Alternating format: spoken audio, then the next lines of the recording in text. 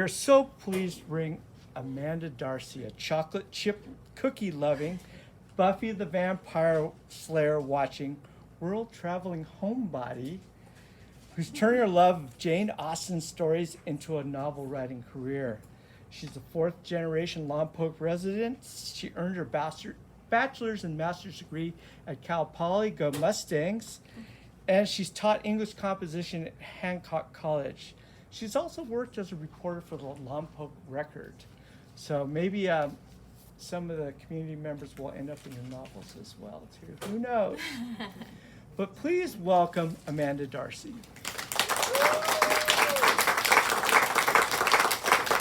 All right, we're going to start. I'm just going to ask her a few questions, and then she will go into a little bit of reading explanation of the book. Okay, you were a teacher all this time. Yes. You know, when and why did you start to write your own work?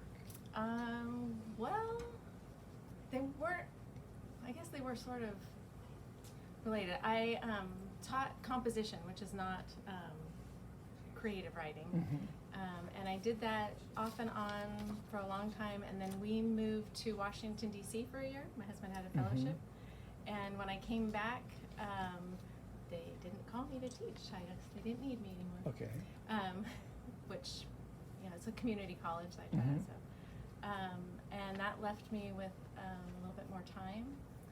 And I had always wanted to be a writer, but I wasn't sure if I really had stories to tell.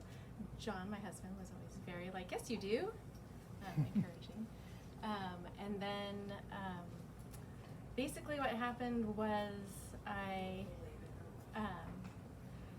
kind of got overwhelmed by politics.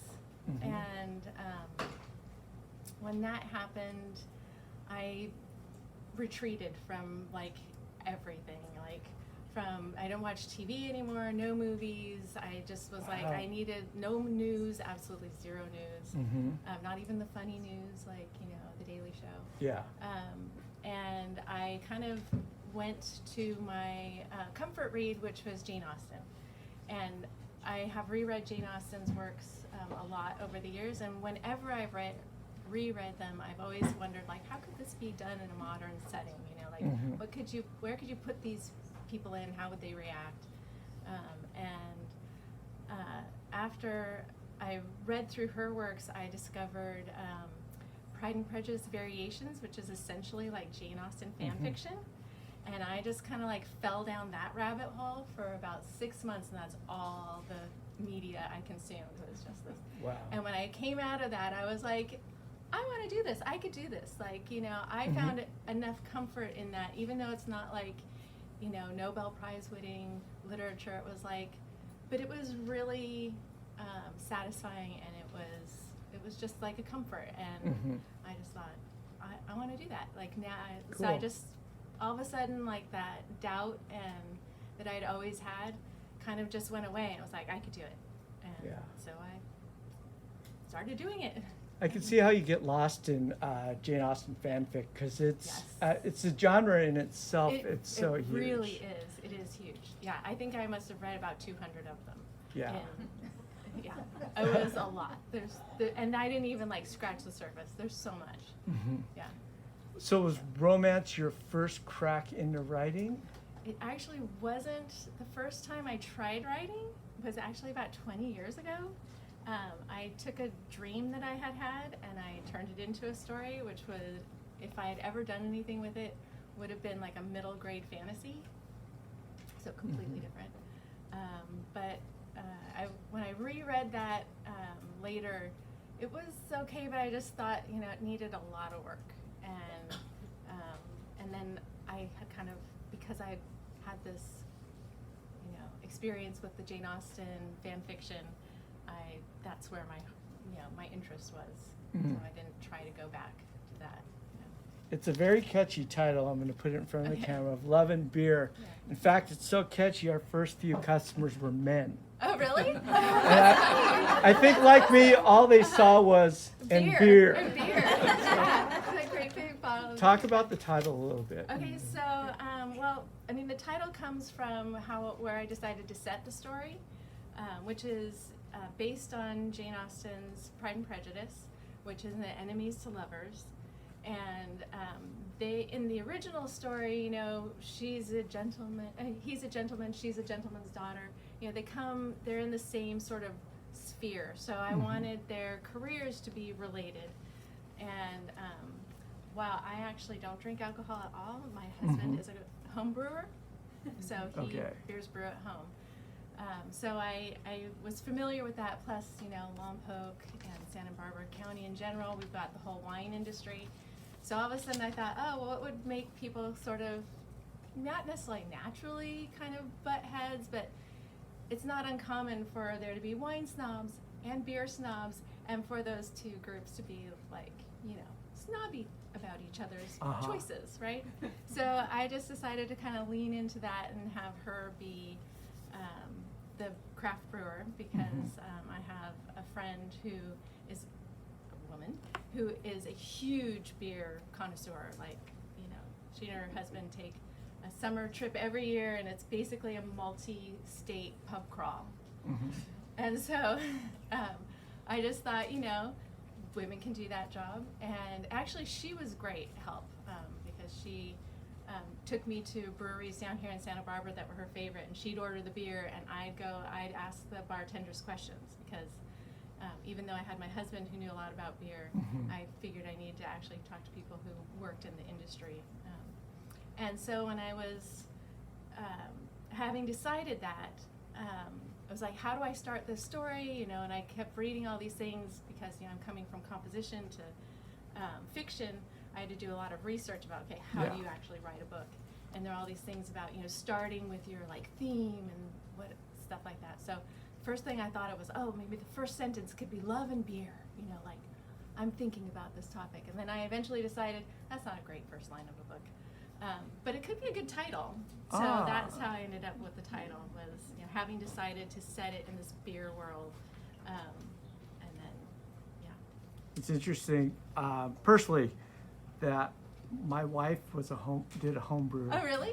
When I first met her, and I'm thinking, she's a keeper. Yeah, oh, there you go. There you go. Nice, nice. As far as your story, though, if you can just synopsize, you know, what's happening and set up your story. Set up the story. So in this book we have our main character Ellis, who is the craft brewer, and Dean is a vintner, so he makes wine, and he does not like beer. He's very snobby. And she overhears him, just like in the original Pride and Prejudice, insulting her and her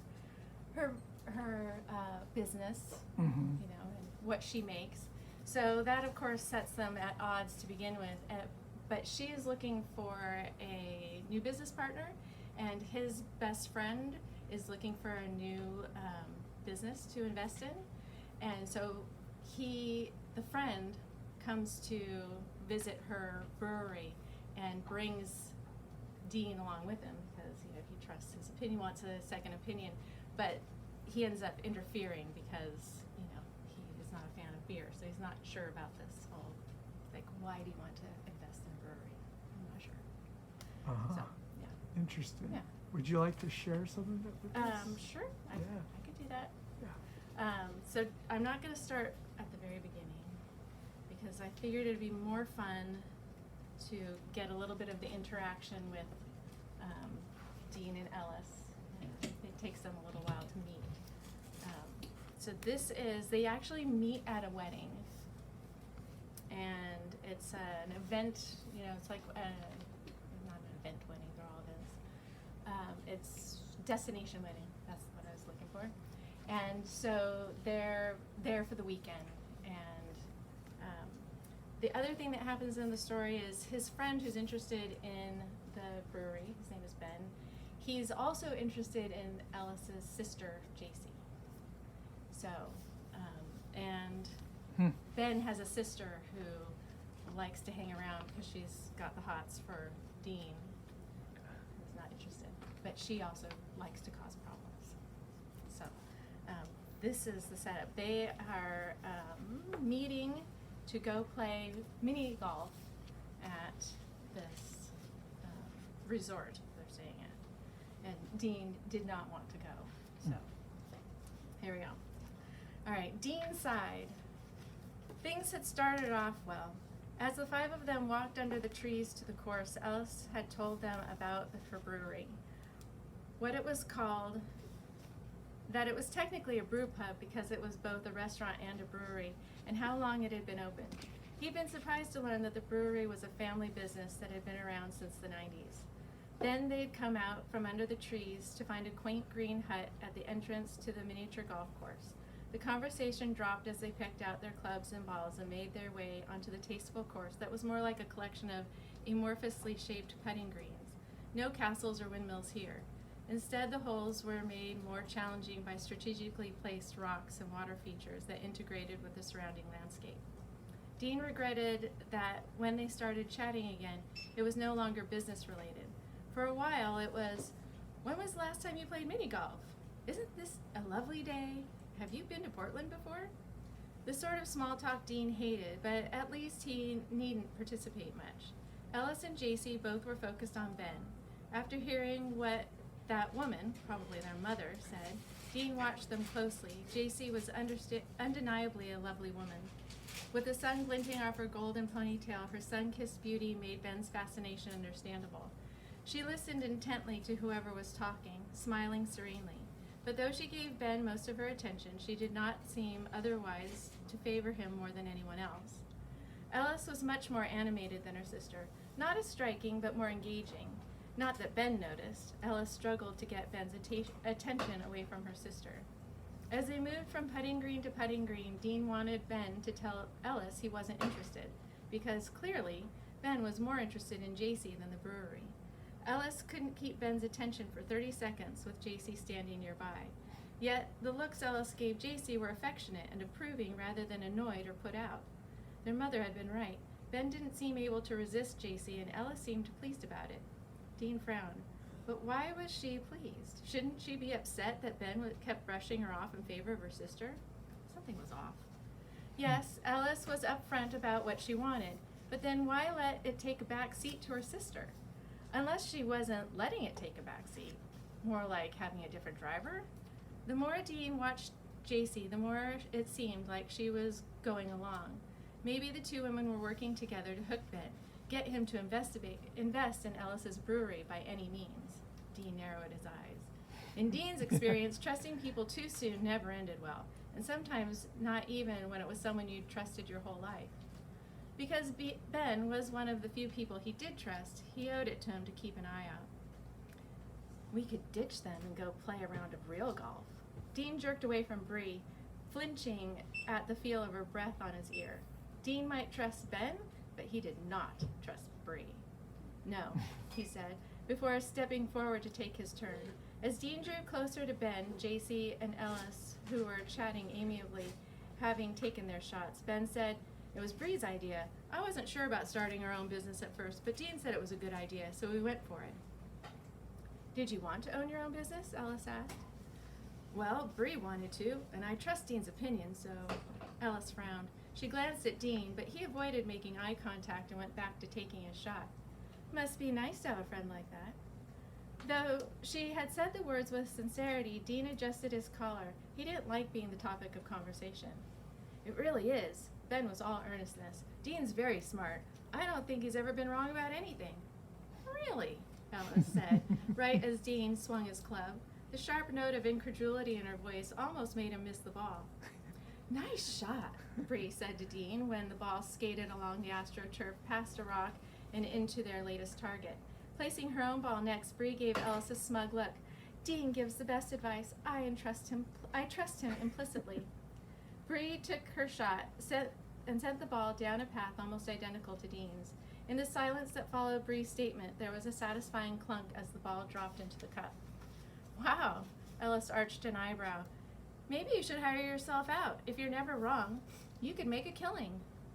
This time, there was some definite sarcasm in Ellis's tone. Dean chanced to glance at her and was a little surprised to see amusement rather than scorn. "I never said I was never wrong," Dean said, the pressure of 4 pairs of eyes on him almost a physical weight. He started walking to retrieve his ball. "Obviously I can be wrong. Otherwise, Ben wouldn't be considering leaving his marketing business and partnering with you. That doesn't change the fact that you apparently have blind followers. Bree scoffed. Dean is one of the smartest, most conscientious people I know. It's not blindness to take his advice. But even his advice should be looked at critically before being followed. Ellis turned to Ben as they walked to the next hall. You said yourself that even though Dean was right about your marketing business, he wasn't right about it for you. Well, Ben said, drawing out the word as if he were trying to give himself time to think of how to say the next thing.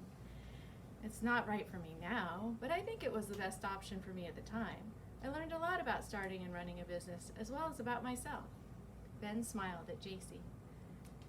You see, Bree said, giving Ellis a pointed look while she gave Dean's arm a squeeze as she moved past him to make the first shot at their latest putting green.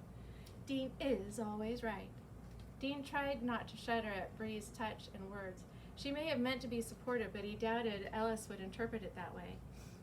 I stand corrected. Ellis's raised eyebrows and repressed smile belied her words. She turned to Dean, humor in her eyes, and he squirmed as she fixed him with her gaze. It must be nice to have such devoted fans. I hope you don't let it go to your head. They're my friends, Dean said. Doesn't mean you don't get off on having people around you can control so easily. Ellis smiled at him sweetly as if she hadn't just said something rather insulting. He frowned, unsure if she was serious or joking. I don't try to control them, Dean said, compelled to defend himself. I just answer their questions. What they do is up to them. Okay. She said it simply with easy acceptance, yet somehow he had a bad feeling about it. Dean took his turn knocking his ball toward the hole with a shallow stone arch in front of it. His ball bounced off to the right, and he took 2 more tries to make the hole. Well done! Bree clapped Dean on the shoulder. He scowled. It wasn't well done. Bree tried so hard to get on his good side, and it had the opposite effect. He moved away from her, almost bumping into Ellis. It's nice you have such a supportive girlfriend, Ellis said, looking up from watching Ben swing at the ball and nodding in Bree's direction. Dean went cold. She's not my girlfriend. No? Huh. I guess I assumed since you're obviously so close. Close? They were not close. He wanted to make that clear to Ellis. But just then, her gaze caught on something outside their circle and her face lit up. She waved. JC, Ellis said, Jared's here. I'm going to go say hi. I'll catch up with you in a minute. And without further ado or goodbyes, she was gone. Who's that? Ben asked JC as Ellis jogged across the course. Her ex-boyfriend. I didn't know he'd be here. Dean glanced over in time to see Ellis embrace a bearded man who gave her a wide smile. Something squeezed in Dean's belly.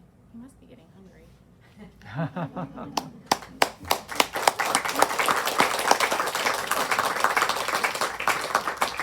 I love the dialogue and the tension building there. And great, thank you. was that difficult, being a first-time romance author? Yes. I think one of the hardest things, since I'm doing a sort of a retelling of Pride and Prejudice, is Elizabeth Bennet from Pride and Prejudice is known for being witty. Mm-hmm. And that became a lot of pressure to try to be witty. And I was like, I don't know if I'm pulling this off. But the nice thing is that, while hopefully in the book she appears to be witty, like off the top of her head, I could take my time and figure it out. It could take me a month to figure it out, what took her apparently 30 seconds to say. So. Speaking of figuring it out, did you already have a plan of where you wanted the book to go, or did you let your characters take you where they eventually took you? A little bit of both. I mean, since I basically used Pride and Prejudice as sort of a loose structure, I tried to hit a lot of the main things so that it would be updated Pride and Prejudice. But there were times when they definitely took their own course, and it's a lot of how do I put them in certain situations, because obviously it's very different. We're not in Regency England, so so there's a little bit of both, and that definitely happened with some of the characters. Like I tried to, especially with Elizabeth and Darcy becoming Ellis and Dean, I wanted their characters to be like who they are, because that was sort of the point, taking those characters and putting them here.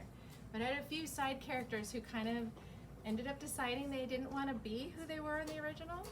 So that was kind of interesting. Like, I started out intending for them to do that, for them to be that way. And they just were not. Like, one character completely flipped her personality. But I think it worked out for the story. Did that surprise you? It did, yeah. It did enough that I started writing it and I was like, oh my God, this character is supposed to be kind of an enemy, has turned out to be an ally, and now what do? I actually had to go back into the story and kind of change some stuff so that it didn't feel like her personality flipped when it did, or if it did, it was motivated for a different reason. Yeah. My coworker Bethany and I were talking earlier about how during COVID and this political time, romance and graphic novels have exploded. Yeah.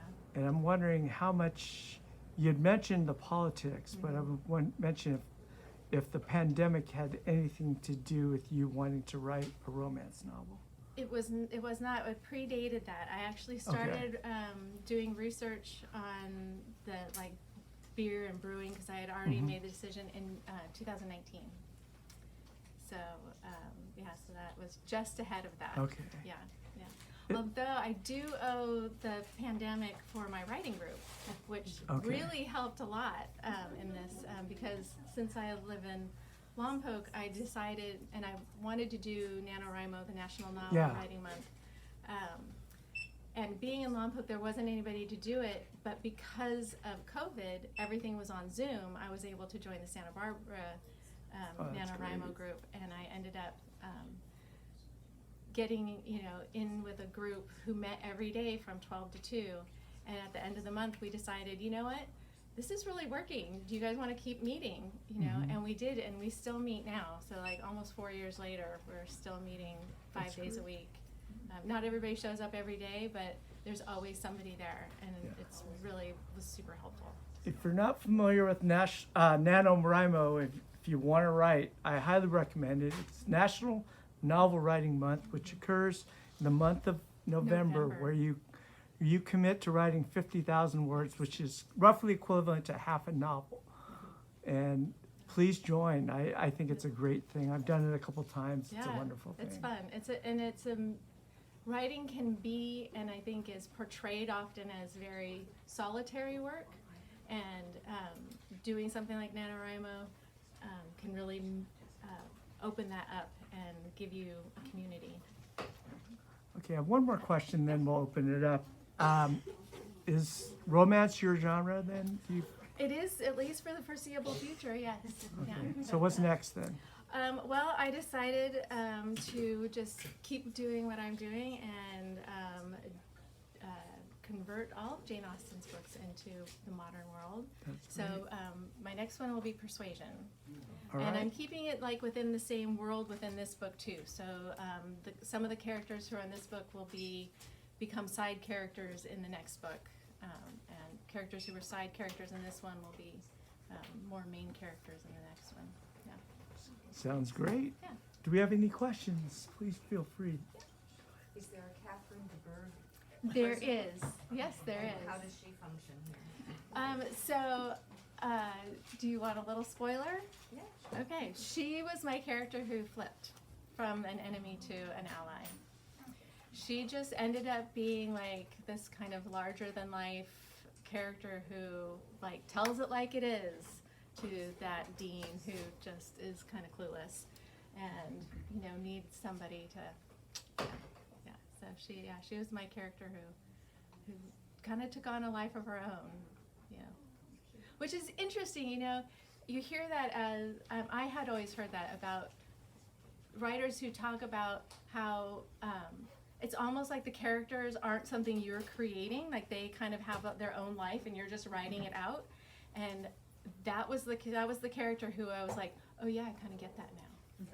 Yeah. Because I intended her to be like she was in the original, and that is not who that lady wanted to be in this book. So I was like, alrighty, I'm gonna go with it. That's great. Yeah. Comment, then question. Such a fun read. I'm Oh, so great. happy that you all get to, those of you that haven't read it. And it reminded me so much of a cross between Bridget Jones and the PBS Pride and Prejudice Oh, yeah. multi-series. If this was turned into a series, who would you cast as Dean and Ellis? Oh goodness. Well, I mean, just kind of based on looks, I would probably have Henry Cavill be Dean because I mean, right? You know, he's very pretty. And you know, I'm not sure. Well, actually, who I imagined, but I think she's probably too old to play the part now. But it's actually who I modeled the characters because I also did the artwork on the cover. Was Jennifer Connelly. That's So I don't know. great. She's cool. Yeah. All right, we have time for one more question. Yes. So your name is a pseudonym, I guess. It is. It is. I did that because there were I have read somewhere when you're trying to decide if you should, you know, if you wanted to use a pseudonym, you're trying to pick out a name, or if you should do one. What they recommended was that you like go onto Amazon and type your name in and see what comes up. And so I did that, and four people came up, and one of them was already writing romance, and I was like, well, that will be confusing. And another one was writing books on how to improve your escort business. And I was like, okay, so, you know, my book is, I refer to it as kiss only. It's closed door, like it's not, and I just thought that not really not really sure. That's what people want to find when they're looking for my book. So I needed a pen name, and I originally actually went with Bennett. I chose like Elizabeth Bennett because my real last name starts with a B also. And then I published this in March. In January, I discovered that there was, and I had looked before, but of course I chose Bennett like 4 or 5 years ago now, right? Yeah. So in the meantime, somebody else started publishing under Amanda Bennett. And so I was like, well, now what am I going to do? So I just decided to just completely lean into it even more and go for Darcy. Because, you know, pretty much the only way I was going to end up being Mrs. Darcy. So. Well, Amanda, Darcy, thank you for sharing Of Love and Beer with us. Thank you.